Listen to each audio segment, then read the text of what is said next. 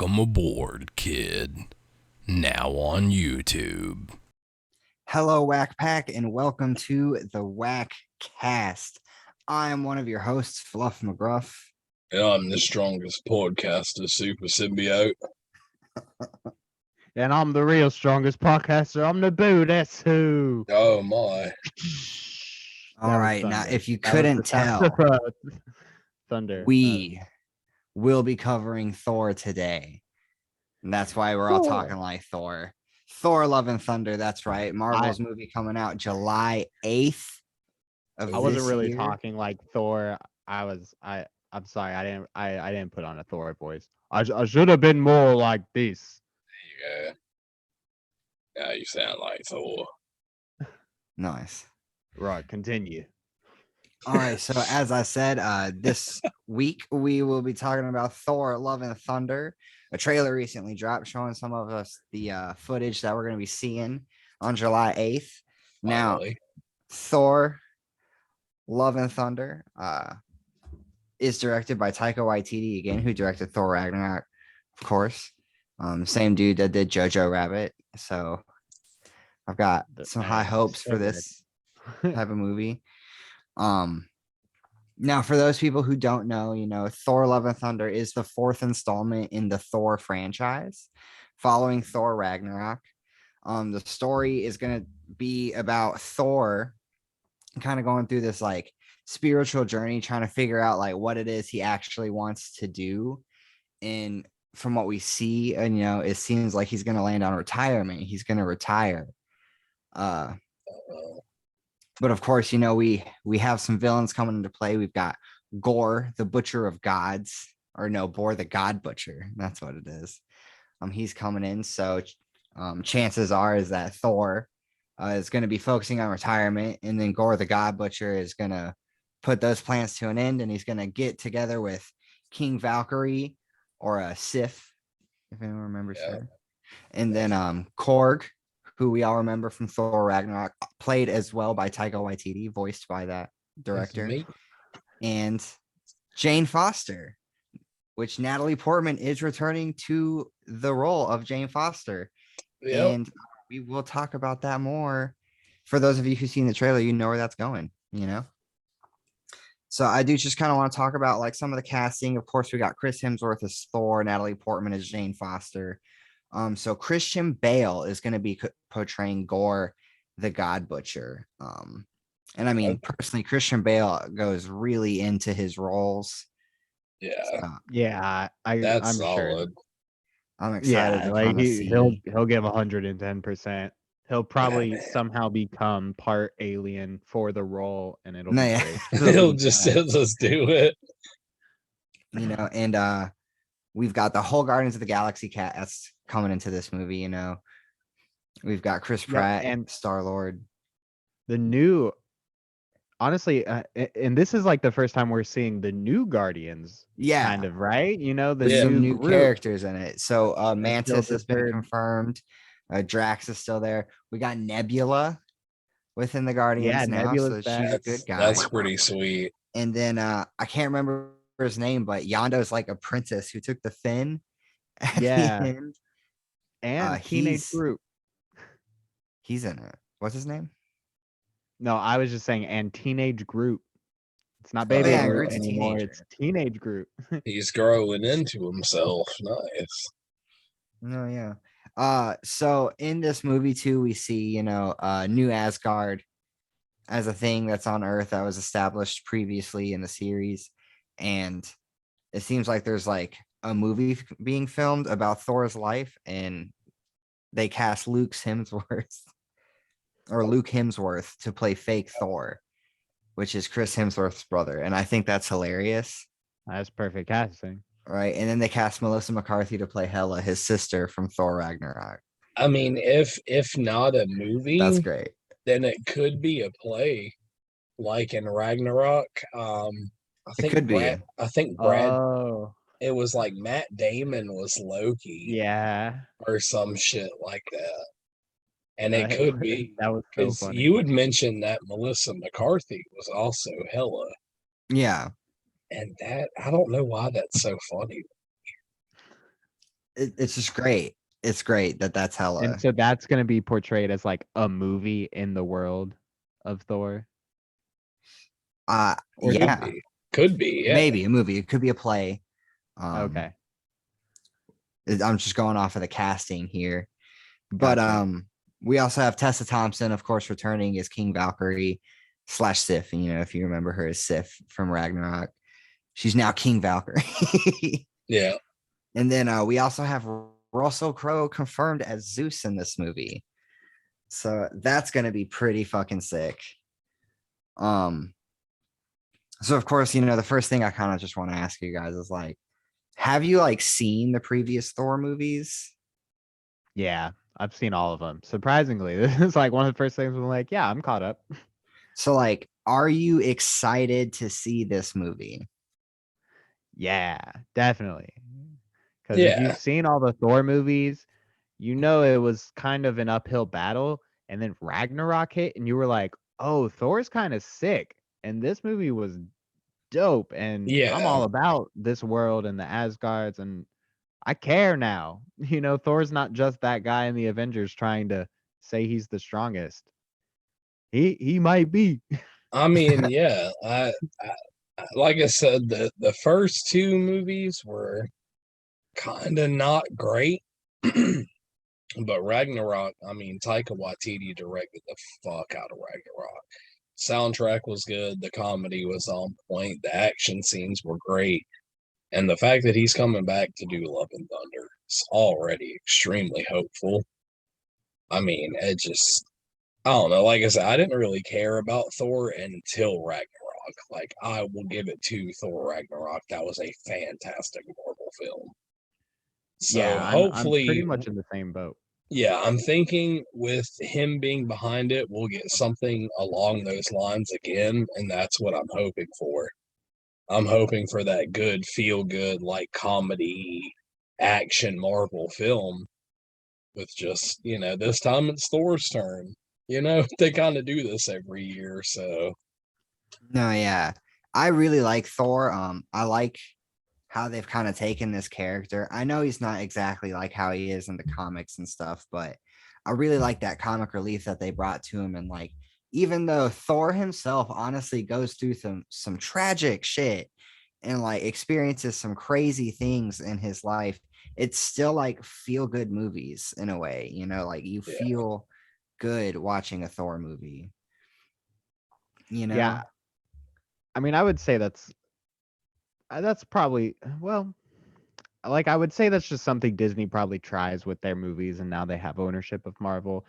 I can't say that every Marvel movie necessarily makes you feel like that, but they have made Thor very lighthearted, and I think that's what made him more connectable to people, because I'm sure anybody we ask would feel similarly. Like, yeah, Thor 1 and 2 was fine, but like once Ragnarok hit, like I actually cared about Thor, and like, yeah, he became like one of my favorite Avengers. Yeah. And I mean, Chris Hemsworth, he does a great job, portraying what he's given to, make Thor and stuff. Yeah. All right. So I do just want to talk about some confirmed things. So we do have Jeff Goldblum returning as his role of the Master in this movie. So that's really cool. We do know that Thor they might call him.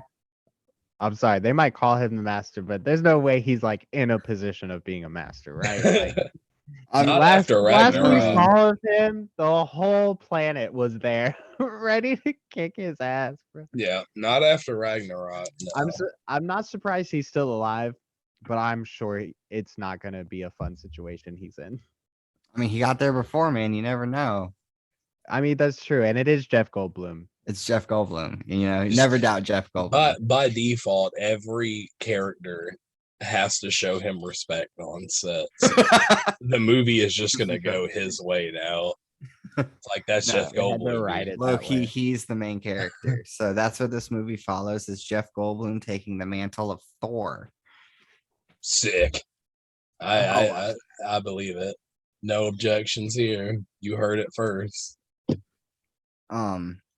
So yeah, we do know that Thor and Korg are going back to that same planet that Thor Ragnarok took place. Okay. We know that Natalie, or well, hold on, let me go a little bit earlier. We'll go from the trailer. All right. So we do know that this movie, the events take place not too long after Endgame, as we have Fat Thor, the loved Fat Yeah. Thor in the Yeah. beginning of the movie. And he is getting into shape. We do see that montage footage. That of him, Rocky montage. Yeah. doing With the chains. Yeah. That shit's getting lit. bit, wearing the He's got strongest the Avenger eye of trucker the hat, tiger, bro. getting them. We do know that he's going to be traveling with the Guardians of the Galaxy in this movie, trying to make himself a part of that team, almost like he's lost the rest of his team. Oh yeah, definitely. He just Because like he has. Yes, they're all gone. at the He end of lost. Endgame, he just like forced his way into being a Guardian. Yeah, I we're mean, and definitely now going to see some. he's got to some stuff deal between with him and not being Chris. accepted by them. What I did know, which I'm gonna post a picture on the screen, what I didn't know was how just I don't know. It may just be me, but like how hardcore they made Star-Lord look in that trailer with the hair and the scruffy And that is beard. actually going to be his Guardians 3 appearance as well. Yeah. That is confirmed. Oh, Yeah, okay. that's his Guardians 3 look. That's why. I dig it. He's like scruffy looking Star-Lord. I dig it. Because honestly, Guardians 3 might start with them ditching Thor on that planet finally. It might, man. I mean, we know might. Adam Warlock is in Guardians 3, so Yeah, another thing that this trailer confirmed for us is that Thor is going to have at least 4 costume changes in this episode. Good Every Lord. single one Yeah. is going to be an homage to a specific comic line involving that costume, and that's going to be really cool. Yeah, I actually saw Oh. some of this in a video, and the like Easter eggs you missed. And yeah, that's really sick. Especially I think the look that I presume he steals from Star-Lord. It seems like he like goes and gets himself together, and then he Yeah. fucking raids Star-Lord's closet and comes out looking pretty sick, man. Like fucking 70s rock and roll Thor. I can't wait. I mean, yeah, the whole movie has an extremely like retro 80s 70s feel to it, which I'm super excited for. But that sleeveless leather vest, like Thor's looking gangster this time around, dog. He's bringing the heat. No, yeah. Also in this trailer, we get confirmed that we are going to Olympus. That's a place. They're making that a real place in the Marvel That's universe. gonna be so sick. And that is That'll where be we cool get. to see. No, yeah, I'm pretty excited to see. And Olympus, that's like a big thing. We already got Russell Crowe confirmed as Zeus, right? Yeah. But with Zeus being there, that means the Olympians are now a thing in Marvel Universe. So we get like Apollo, Hercules, Hades, Ares, all of them. We get all the Damn, Olympians. that's a good point. Fair. And also, as someone who maybe I just haven't seen enough movies, but I haven't seen that many interpretations of what Olympus would be like. The only one that comes to mind is Hercules, and that was basically a bunch of clouds. Yeah. And grease thrown onto a bunch of clouds. So it's cool to see what they're gonna come up with for like what Olympus would be in this universe. No, yeah. And then of course, something that is also confirmed in this movie is that Jane Foster is coming back, but she's not just coming back. She's coming back as Jane Foster's Thor. Yeah. That's right. The Two mighty Thors. Natalie Thorman. Get them. Yeah. Natalie Portman. Let's go. It's gonna be great. And she's got the like cracked Mjolnir. The restored, shattered Mjolnir. Yeah. That shit looks awesome. So cool. I think anybody watching the trailer had the same expression on their face that Thor had seeing Jane Foster Thor for the first time, just like the fuck? Right? It's like, sick. Amazing. Like wielding a shattered hammer. That's and pretty then fire. We did get confirmation that her storyline is going to follow the Jane Foster story arc, where she has been diagnosed with cancer. That is going to be a factor within this movie. Don't exactly know how yet. Yeah. It's a thing. Wah. It's there. Pretty wild. So who knows if her character is going to stay in the MCU? This could be a movie specific character. It's I mean, rough. yeah. It's I it's mean, it hard to makes get your sense if hopes you up for think something like that. Yeah. it makes sense if you think like Thor's trying to find himself and you know think like what makes him so deserving to be Thor, and then you have all these other Thors, but it makes sense to like kill off the other Thor, and then No, it's yeah, like Yeah. okay, so yeah, I am the we only don't Thor know if now. she's going to stay, but there is also some talks about Chris Hemsworth's contract with Disney about portraying Thor, and they don't know if he has any availability in his contract to do more movies. So there Oh, is shit. talks of perhaps Thor is being replaced. So then there's like debates about like if Natalie Portman's character is going to stay, but there's a certain percentage of the internet that's pieced some things together, and that is there is another character that wields the mantle of Thor, and if I'm talking about Beta Ray Bill. Yeah. Now in the Multiverse of Madness, which comes out before Thor, you know, they're going to be doing a lot of meldings of universes. And Okay.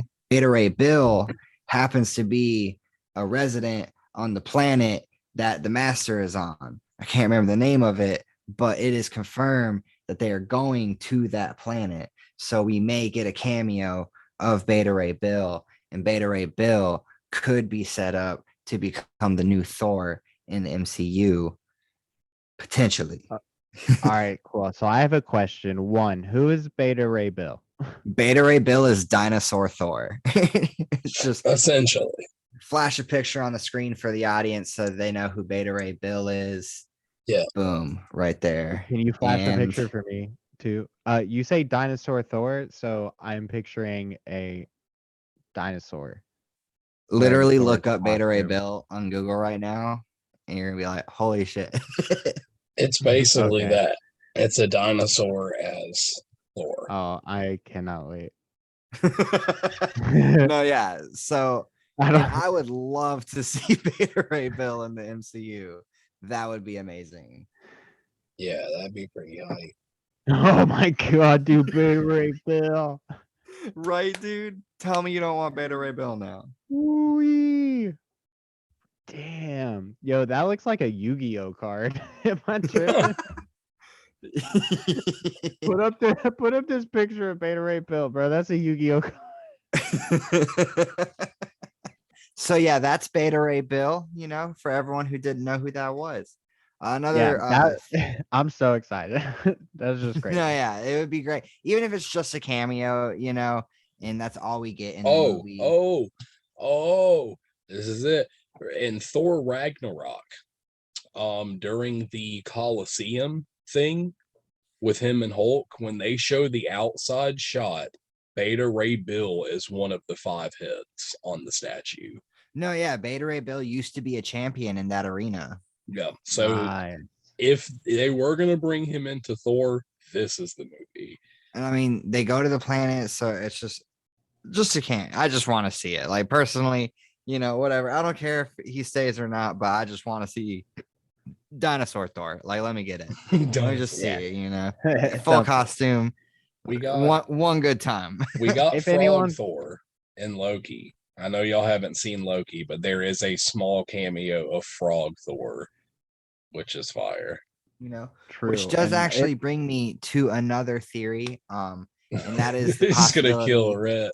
of Loki. Bro, what are you trying It's to say? cool. I was just gonna say, like, if anyone's gonna show us Bill, it's gonna be Taika Waititi. Oh yeah. He's the Oh man. yeah, Taika Waititi's dope. So I feel But like yeah. it's possible. And that brings me to another theory, and that is the possibility of Loki being in this movie. Yeah, I mean, the Loki series out. Clearly, Marvel's not done with Loki. We're seeing him there's a possibility of him making cameo in Doctor Strange Multiverse of Madness. So Yeah, there's this weird thing going on with Loki where, like, I don't know if he's technically dead in the MCU. Like, he is technically dead in the MCU, but I don't know if he exists in that realm anymore. Like, Loki just put him in that time span of being now able to travel through time. So he just, I mean, he could appear, but it would literally just be Loki being like, I have to go back to this time period and see my brother. Like, it would just be of his own free will. But, like, he can travel through time now. That's just a thing yeah. Loki can do. He Well, we is can't in forget a about plane Gore of the God existence. Butcher. I mean, Right. that's really any reason for a god to either show up or run away. I mean, he's a scary man, which kind of brings me to something that we talked about earlier was how Olympus was confirmed and Zeus by Russell Crowe, and there could be other Olympians and all that. But something that we're kind of pondering is the motivation for Thor and his team to go to Olympus in the first place. Like, why are they going to Olympus? And a theory that's kind of popped up around the internet is this could be solely a place to show how scary Gore the God Butcher is, because we could see all these Olympians introduced and then also see them die in this same movie as they're just slaughtered by this character. Yeah, that seems like a setup to kill Zeus. Yeah, that was a theory that I saw, was like that we might have even in the trailer potentially saw Gore as those like streak of light that you see at Olympus, and it could potentially be him going to kill Zeus.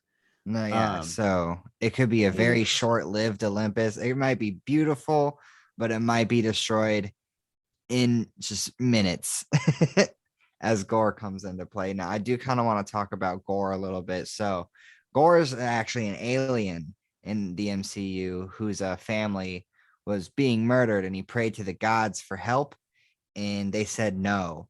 Or they didn't say no, they just didn't answer at all. So he was like, yo, No. fuck the gods. I'm going to kill every single one of them. So he is on that mission to kill every single god, and he's got a special sword that was made by Null, the god of the symbiotes. Hey. Anybody follows which the is- Venom line, which also leads to one more theory, and that is we could potentially get a Venom / Spider-Man universe tie-in in this film. Or what if Gore just straight up has a piece, like a little bit of a symbiote he Well, uses? see, thanks to the end of Spider-Man No Way Home, we do know that a piece of the symbiote was left in this universe when Tom Hardy was taken back. Well, not Tom Hardy, but Eddie Brock was taken back to his universe. And so we know the symbiote's there. And the sword that Gore possesses was made by Null, who created all symbiotes. And this sword is essentially just a weaponized symbiote. So he could potentially have his own army of other symbiotes that he could use to just kill anything that he wants to. Yeah, that reminds me. That's something that was speculated in the video I watched, is because in the background of what looks like a fight scene, there kind of looks like giant spiders is what it said, and what you kind of see like big legs, but also those might just be like giant symbiote spiders or some shit Yeah, like that. it could be. So that would be really, really nuts to see. I'm very excited to kind of see. And like, honestly, I feel like this is the first villain in a Thor franchise that like was super dangerous, that was like outside of like the Norse mythology, like he's finally dealing with something that's not naturally in Norse mythology, like Thor's gonna reign supreme amongst a lot of the fights that he gets into, because he's fucking Thor. Hela, yeah, of course he's gonna come out on top eventually with Hela. It's like prophesized in their whole culture. But Yeah. like Gore the God Butcher is not related to Asgard whatsoever. He is completely different terrestrial that's on the same, if not a higher level than these gods, as he's able to kill multiple gods. And we do have confirmation that he is out here killing gods. There's one scene in the trailer. I don't know if we can get a picture of it, but it's where Thor is standing in front of what looks like a big giant dog creature. That's actually Thor's friend. That is a god. That was killed by Gore the Butcher. And that might be actually the introduction of like us knowing something's going on in the film. And we'll just see a lot more devastation from there.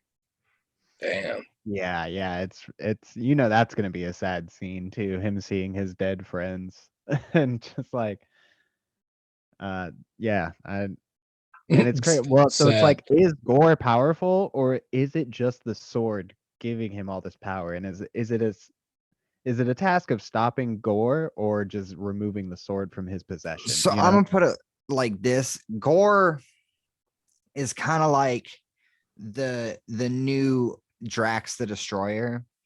Like his species is strong. He has like super strength and super reflexes and shit because of his species. And then he also has a weapon that is able to kill gods. And Word. so him using that in tangent just makes him a force. If he were to fight legitimately Drax the Destroyer, that would probably be a gnarly fight, but Drax might come out on top just because they're coming from a similar playing field. Whereas Asgard definitely has more magic involved. So it's going to be interesting to see. And that's why I think that everything with Gore the God Butcher is going to happen after the Guardians exit the film to go set up their Guardians of the Galaxy 3. Yeah, definitely. Yeah, because there's that shot of them. It seems like them leaving Thor and Korg potentially on that planet. I'm pretty sure. So this is where definitely going to they be found a Hulk. Thor and Korg problem. We're going to get another dynamic duo in the Also, Marvel yeah, universe. I am so excited for more Korg. Yeah, Korg was Korg's such a pretty great. awesome. funny character played by Taika Waititi, and he's basically a star of this movie. I'm so excited. No, yeah, I'm and so we all happy for him. know that Marvel's been killing the dynamic duos. Like we got Strange and Wong, we got Ned and Peter, and now we're about to have Thor and Korg again, back in action, coming at ya. Yeah. It's gonna be lit, and that's really all I have to say about Thor Love and Thunder. I am very excited for it. Are y'all? I think I Hell asked this yeah. earlier, but now that we've Hell kind of yeah. explored it a little bit, what are you kind of excited about? Thor definitely in the MCU leans heavily into the like action aspect. Like Thor Ragnarok had a shitload of action, so I'm pretty excited to just see Thor being the god of thunder and just bashing some skulls. And then of course the mighty Thor Jane Foster. It's gonna be pretty wild. Yeah. Yeah. Jane Foster Thor is probably what I'm most excited to see, besides all the comedy that's gonna come from Korg. Yeah. And cool. This is me. And we didn't really talk about it too much, but the soundtrack is actually looking pretty good for this one as well. We've got like the 80s soundtrack coming in for it. It's kind of like almost a mesh between Ragnarok and like James Gunn's Guardians concepts, like blended together to make Thor Love and Thunder. And I dig it. I really dig it. It's pretty dope. yeah, So, and I am excited for that aspect of the movie too, especially when Thor potentially raids Star-Lord's closet yeah, and goes through his whole like 80s rock no phase. boundaries. Sweet. No boundaries. But yeah, I mean they've done a great job of just putting Thor in a spotlight and really making people care. Well, it is also Chris Hemsworth, which I mean, Yeah. come on. Yeah, and he's also just grown, as He's an such a actor good dude. and a performer, and really like, fits into that role. He's made it his own, Yeah. and he's fucking Thor, man. No, He's yeah. fucking Thor. And Amen. he's doing a great job. He's super successful, which brings us to our final segment, which is the opposite of successful, the fluff fumbles. Yeah. Fluff. Yeah, baby. That was such a bad one. I'm so sorry. We don't have it figured out yet. It'll be okay. Yeah. You could say that one was a fumble, I guess. Yeah, that was the fumble Well, of a it did fumble. its job. Fumbles On on cue. fumbles, which is actually what we have today, is fumbles on top of fumbles. I usually don't do a lot, but I got 3 for us, right? 3 whole fumbles. But before I get to man. them, I just got word of a breaking news entry. We're gonna go to Naboodly Portman, who's in the field. What you got for me? Naboodly? Thank you, Fluff, son of McGruff, for throwing it to me here in the field. We got breaking news tonight, and we're bringing on Naboo's News to give you all the news that you need in your life. And that news today is that Borderlands, the Telltale series, is coming back. They're making a new one. I don't know if calling it the Telltale series is technically correct, because the Telltale company is not going to be a part of the game. It's just being made by 2K. Weird. And yeah, and It sounds like a fumble to me, which is why it's on this segment. Oh my. that's the thing with it. It's like, all right, cool. The first one was really good. But can the team that gave us Borderlands 3 give us a really good sequel to that? And that's the skepticism behind it. But it was such a good game, so I am just excited. It was pretty good. A new I one do is know coming, and it's supposed to be coming this year. that the team did help create the Telltale game originally. So hopefully they can pull it together even without Telltale's resources. But not having Telltale help on your game, big fumble. That's Well, sleep. especially when it's Into my like first- the Telltale writers are so good at what they do. How dare you? Well, I wasn't done. All right, we're I cutting the could whole continue moving it podcast on, because of and I wasn't done. But either way, Red. the Telltale writers are so good at what they be doing. I don't know why you wouldn't reach out and try and use that again. A lot of people are just comparing it to the writers of Borderlands 3 and the writers that Telltale has, and it's just like there's a stronger side. Yeah, which was pretty rough. I mean, honestly, the writers of 3 caught a lot of shit. And speaking of Gearbox catching shit, our first fumble of tonight is the Tiny Tina's Wonderlands DLC, the Coiled Capers. So the game itself, which we talked about not too long ago on this podcast, has still been getting stunning reviews, lots of love from people all over. A little bit of complaints here and there, but for the most part, we're getting great ratings. And then they released their DLC, which got the complete opposite reception. Noted as one of the worst DLCs the company has ever released in their history of existing. Oh no, what the hell? And they charged you $10 for it. 10 schmegels? Are you kidding me? And that is included with the season pass, but this has a lot of people concerned that maybe the DLC planned for the season pass is the same level of what we got, and that has shaken the foundation of some of people who play these games. And basically what it was about was it was a single mission DLC that was very similar to how the Chaos Chamber works, except you had to go find the mission first. So it's just a little bit more annoying to start. And that was it. And it was a single fight, and then you're done. Let's not bullshit around. $10. We know Gearbox watches this podcast. How dare you? How dare? My thing is like Schmeegly father. You have brought banger DLCs before, man. You brought Tiny Tina's Dragon Keep, man. Which Sir is the point of your Hammerlock's game. Big Game Hunt, you know, like There you're was a DLC that inspired this entire game, and then you can't even just like do good DLC. right. Kikatsu. Oh my god, we have to edit that for the Italian fans. Yeah. What did he say? Uh, No, yeah, gosh horrible. damn it. But that's not the only fumble we're getting to tonight. The next one we're getting to is about Moon Knight. Are you ready? So Moon Knight is a fantastic series. Shut That's your not the fumble. mouth. The fumble is that Moon Knight has been highly accepted from Disney Plus. A lot of people getting into it, lots of views, lots of great ratings, and it's not even getting a season 2. It's a one and doneer. We're gonna get 6 episodes. Moon Knight's gonna be gone. Yeah.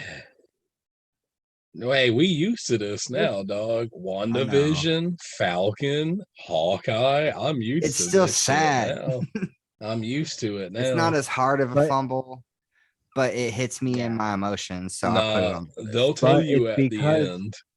They always tell you at the end.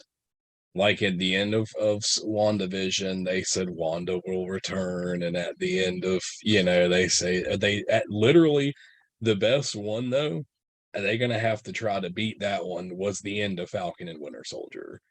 Those credits rolled and said Sam and Bucky will be back in Captain America 4, and I was like, oh shit! Like, and Marvel immediately was like, yep, confirmed Captain America 4 with Bucky and Sam. It's coming, and y'all get Well, excited. yeah. Well, and I was hopefully, we do get confirmation that the character's not leaving. He's going to be introduced in other things, but that's still in the air. What we do know is that the series will not continue.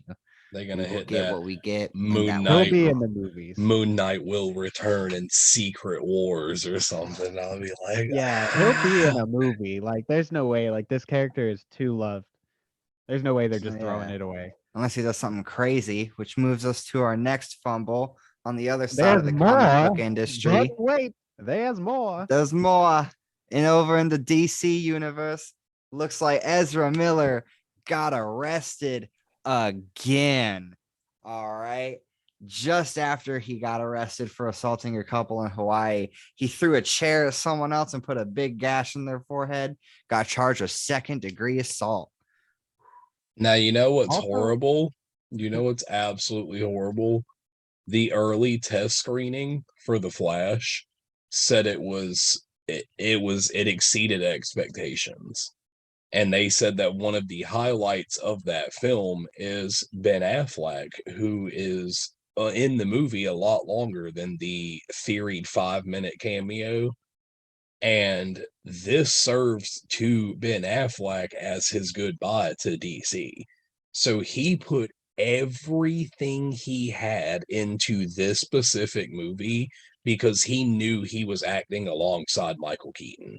And now there is a chance that all of that will not be seen because of fucking because Ezra as we Miller. know in modern culture with the amount of cancellations that we kind of bully companies into, this movie may be boycotted. A lot of people are upset. They do not want Ezra Miller to be supported.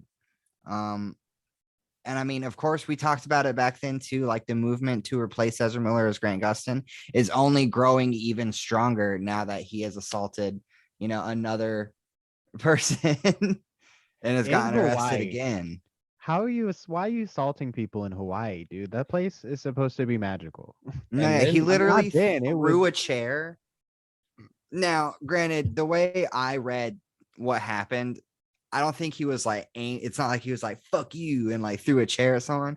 I feel like he threw a chair and it happened to hit someone in the head and it put a gash into their forehead. And then, they press charges for assault. But like, Dude's a also at the same clown. time, like, why are you throwing chairs? Like, just Yeah. because you're a celebrity, you think you can get away with it? You just think you just throw a chair in public? Well, then it also didn't sense. help that like right around that time Barry Cogan got arrested too. And everybody was like, wow, all of DC's actors are fucking worthless. Now, if you Barry notice, Cogan got arrested for being too loud. And the guy who called the noise complaint was like, "Oh, if they would have if I knew they were going to arrest him, I might not have called it." now He if you wasn't. He notice, wasn't being that. I didn't loud, put Barry you know? Cogan in my fumble list. Yeah, because he didn't really fumble. He got a but- little drunk in Ireland, which is his home. It was Got a little everybody loud, went to the looping. drunk tank. It was everybody Happens. looping those two together because they happened within days of each other. Everyone just assumed, like, oh, well, Barry Cogan got arrested for being drunk. Well, why was he beating people up? And it's like He wasn't. He was That's being just loud as on dramatic. the street. It's because they look identical too. Like that's what it is. You know, and it's like, unfortunately, public intoxication. He was in a place in Europe where they were like, hey, you got to spend the night in jail. And he was like, oh, that's fine. And they arrested him. Like, it wasn't a big deal. Well, it's just becoming the norm that, like, if you see a celebrity was intoxicated in the headlines, they probably fucking hit somebody also. Unless you're Mike Tyson and you just got annoyed on an airplane and then turn around and smack that Yeah, dude. I mean, he beat the shit out of that guy. Like, I seen the picture of the dude's face. He had some good cuts on the face. But I mean, everybody on the plane, everybody on the plane was like, Mike took a picture with the guy. He proceeded to harass him, and then he threw a water bottle and hit Mike Tyson in the head. And he just turned around and was like, "You're going to sleep." And he like beat the fuck out of it. I mean, what more can you expect? You know, You're on the list now, Alex. that's like Mike's that's like, coming. He's coming for you.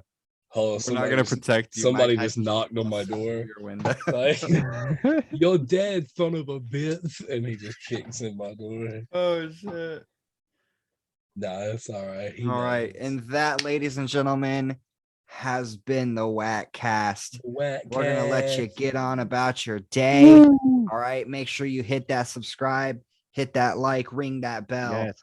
You know, give us stars, Yes, thumbs ups, comments, I believe you. concerns, all of it. Give it to me. I'm one of your hosts, Fluff McGruff. I'm Super Symbiotes. Naboo, that's who. All right, keep it easy. That's a WAK production. Y'all come back now. Oh you my hear? God. Y'all come back now.